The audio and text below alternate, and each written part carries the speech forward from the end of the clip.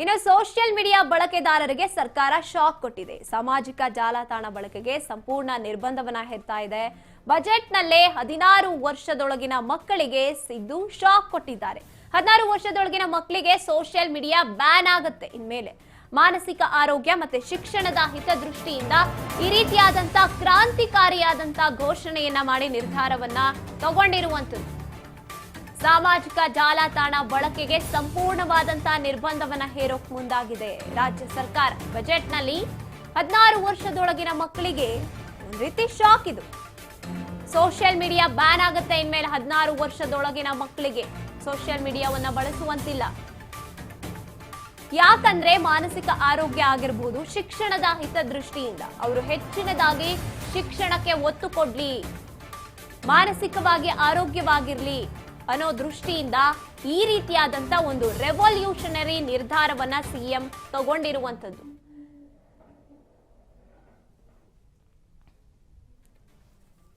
ಎಸೆನು ಈ ವಿಚಾರವಾಗಿ ಏನ್ ಹೇಳ್ತಾ ಇದ್ದಾರೆ ಸಿಎಂ ಸಿದ್ದರಾಮಯ್ಯನವರು, ಬನ್ನಿ ಕೇಳೋಣ.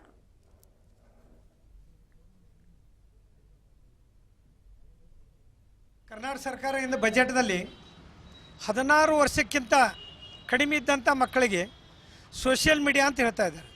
ಸೋಷಿಯಲ್ ಮೀಡಿಯಾ ಅಂದ್ರೆ ಅರ್ಥ ಯಾವ್ದ್ರಾಗ ಬರ್ತೈತೆ? ಅದು ಸೋಷಿಯಲ್ ಮೀಡಿಯಾ ಬೋರ್ಡ್ದಾಗ ಬರೋಂಗಿಲ್ಲ, ಅದು ಮೊಬೈಲ್ದಾಗ ಬರ್ತೈತಿ.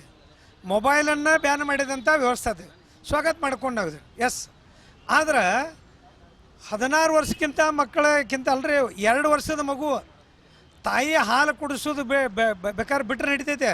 ಮೊಬೈಲ್ ಕೊಡಲಿಲ್ಲ ಅಂದ್ರೆ ಅದು ತಾಯಿ ಹಾಲು ಸರ್ ಕುಡಿವಲ್ತು, ಎದೆ ಹಾಲು ಕುಡಿವಲ್ತು.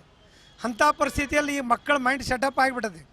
ಮತ್ತು ಇಲ್ಲಿ ಕ್ಲಾಸಸ್ಸು, ಶಾಲೆಯಲ್ಲಿ ಕ್ಲಾಸಸ್ಸು ಸಹಿತ ಸಂಪೂರ್ಣವಾಗಿ ಎಲ್ಲ ನೀವು ವಾಟ್ಸಪ್ದಲ್ಲಿ ಕಳಿಸ್ತಾರೆ.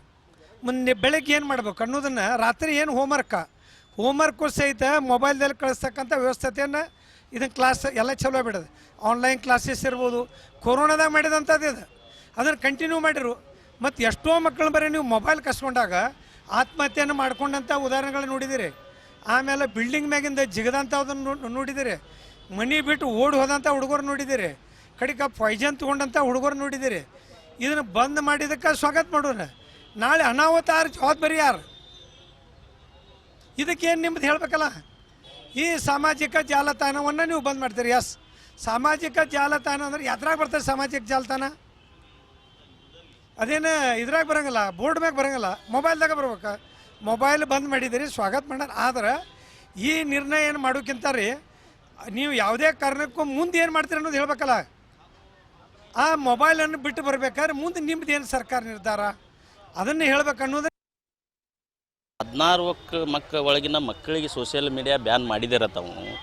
ಅದು ಕೂಡ ಮಾನ್ಯ ಸಿದ್ದರಾಮಯ್ಯ ಸಾಹೇಬರು 17ನೇ ಐತಿಹಾಸಿಕ ಬಜೆಟನ್ನು ಒಂದು ಮಂಡನೆ ಮಾಡ್ತಾ ಇದ್ದಾರೆ ಇಡೀ ರಾಜ್ಯದ ಜನತೆಗೆ.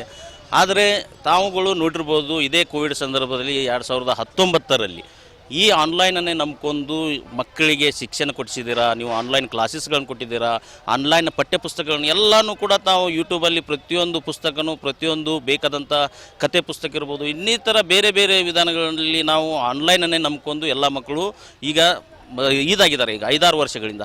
ಆದರೆ ನೀವು ಸಡನ್ನಾಗಿ ನಿಲ್ಲಿಸೋದ್ರಿಂದ ಇದು ಮಕ್ಕಳ ಜೀವನ ಮೇಲೆ, ಮಕ್ಕಳ ಒಂದು ಆರೋಗ್ಯದ ಮೇಲೆ ಇದು ಪರಿಣಾಮ ಬೀರುತ್ತೆ. ಯಾಕಂತಂದರೆ ಈಗ ಎಷ್ಟೋ ಒಂದು ಸಾರಿ ಮಕ್ಕಳಿಗೆ ಮೊಬೈಲ್ ಕೊಡದಿದ್ದಕ್ಕೆ ಆತ್ಮಹತ್ಯೆಗಳನ್ನ ಮಾಡ್ಕೊಂಡಿದ್ದಾರೆ, ಮೊಬೈಲ್ ಕೊಡದಿದ್ದಕ್ಕೆ ಕೊಲೆ ಪ್ರಕರಣಗಳು ನಡೆದಿದ್ದಾವೆ. ಇಂಥ ಒಂದು ಸನ್ನಿವೇಶ ಇರುವಾಗ ನೀವು ಸಡನ್ನಾಗಿ ನೀವು ಮೊಬೈಲನ್ನು 16 ವರ್ಷದ ಮಕ್ಕಳ ವಯಸ್ಸಿನ ಒಳಗಿನ ಮಕ್ಕಳಿಗೆ ನೀವು ಸಡನ್ನಾಗಿ ಮೊಬೈಲನ್ನು ನಿಷೇಧ ಮಾಡಿ ಬಜೆಟಲ್ಲಿ ಮಂಡನೆ ಮಾಡ್ತಾ ಇರೋದು ಇದು ವಿಪರ್ಯಾಸ.